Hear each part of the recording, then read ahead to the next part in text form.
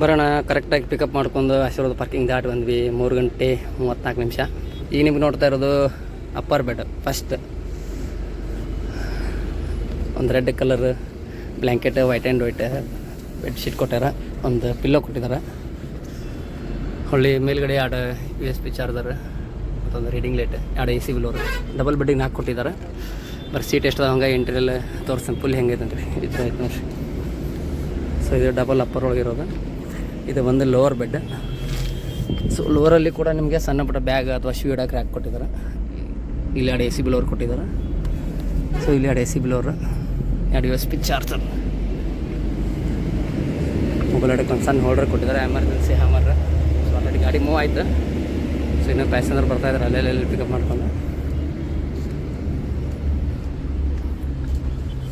So ಕರೆಕ್ಟಾಗಿ 36 seat.